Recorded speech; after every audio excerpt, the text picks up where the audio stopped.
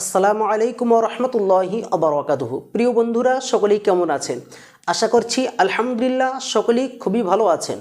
আমাকেও তদ্রূপ জানিবেন। আজকের আমি আপনাদের কাছে এমন একটি বর্ণ নিয়ে আলোচনা করব, যে বর্ণটির ভিতরে সব থেকে বেশি সিফাত পাওয়া যায়, অর্থাৎ র বর্ণটি নিয়ে আজকের আমরা কথা বলবো। চলুন আজকের আমরা মূল ভিডিওটি শুরু করি।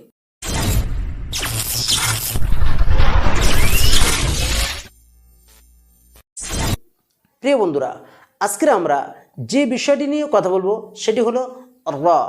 আমরা আগে রয়ের মাখরাজটা জানব। রয়ের মাখরাজটা কি?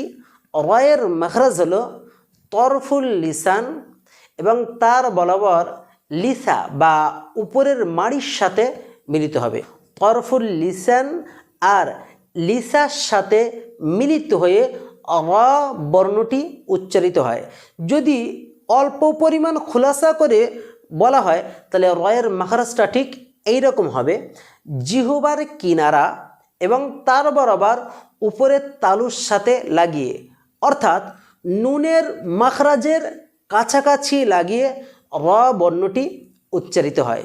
প্রিয় বন্ধুরা, র বর্ণটি উচ্চারণ করবার সময় আমাদের একটি খুবই গুরুত্বপূর্ণ বিষয় মনে রাখতে হবে। সেটি হলো এই, যার ভিতরে সব থেকে বেশি পরিমাণ তাকরির প্রকাশিত হবে। আর তাকরির হলো এমন শব্দকে বলা যায় যে শব্দটা পুনরাবৃত্তি হয়। পুনরাবৃত্তি অর্থাৎ এই শব্দটাকে বলা হয় তাকরির। তার মানে এই নয় যে র বর্ণটি উচ্চারণ করবার সময় যে রয়ের ভিতরে তাকরির বেশি প্রকাশিত হবে, এটা করা যাবে না। এটা যদি করা হয় তাহলে তাজবিদের খিলাফ কাজ। র বর্ণটি উচ্চারণের সময় আমাদের মনে রাখতে হবে যে তাকরির অল্প পরিমাণে প্রকাশিত হবে। যেমন র, র, র, হামজা র জবর আর, হামজা র জের ইর, হামজা র পেশ উর, আর, ইর, উর, আর, ইর, উর। প্রিয় বন্ধুরা, এবারে আপনারা দুইটি ছবি স্ক্রিনে দেখতে পাচ্ছেন। একটি হলো লিসান তথা জিহ্বার ছবি, আর অপরটি হলো আল হানাকুল আলা অর্থাৎ তালুর উপরের ছবি। তো এই দুইটি ছবি আপনারা দেখতে পাচ্ছেন। র বর্ণটি উচ্চারণ করবার সময় আমাদের এই দুইটি বিষয় ফলো করতে হবে।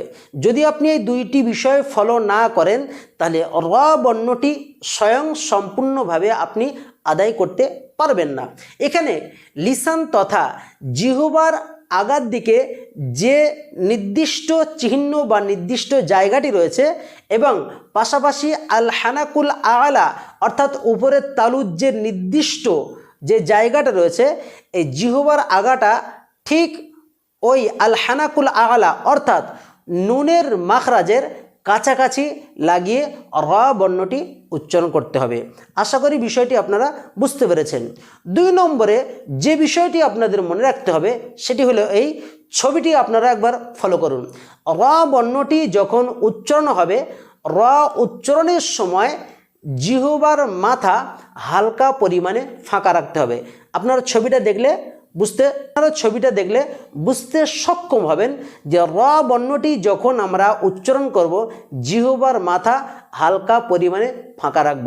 যদি আপনি জিহ্বার মাথাটা হালকা পরিমাণে ফাঁকা না রাখেন তাহলে তাকরির বেশি প্রকাশিত হবে। আর তাকরির বেশি প্রকাশিত হওয়া অর্থ হলো তাজবিদের খিলাফ কাজ। এটা করা যাবে না। যেমন যদি আপনি জিহ্বাটা যদি একেবারে তালুর সাথে যদি লাগিয়ে দেন তাহলে তাকরির বেশি প্রকাশিত হচ্ছে। তো এই সময় জিহ্বার মাঝখানটা হালকা পরিমাণে ফাঁকা রাখতে হবে। রা, রা, আর, আর, আর, আর, ইর, উর, আর, ইর, উর। প্রিয় বন্ধুরা, আরেকটি বিষয় মনে রাখুন, র বর্ণটি যখন মোটা হবে ঠিক তখনই জিহ্বার মাঝখানে একটা ছোট্ট গর্তের সৃষ্টি হবে।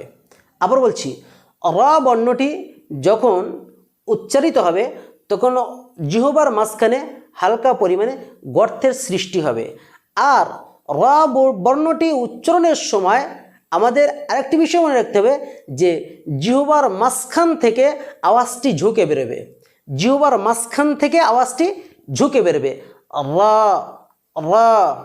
প্রিয় বন্ধুরা, এরপরে আমরা র বর্ণটি ছন্দের আকারে এবং একটি কবিতার আকারে র বর্ণটি আমরা মশ করব। চলুন তাহলে শুরু করি।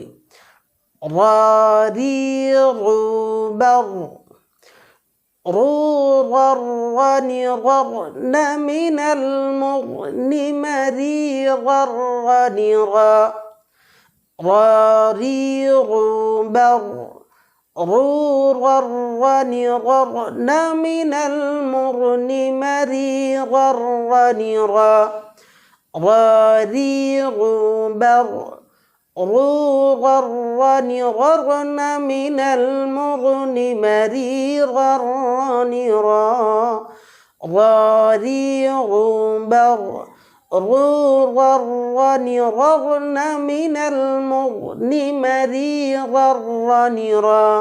প্রিয় বন্ধুরা, এইভাবে যদি আপনি র বর্ণটি মশ করেন দেখবেন ইনশাল্লাহ আপনার জবানের জড়তা দূর হয়ে গেছে।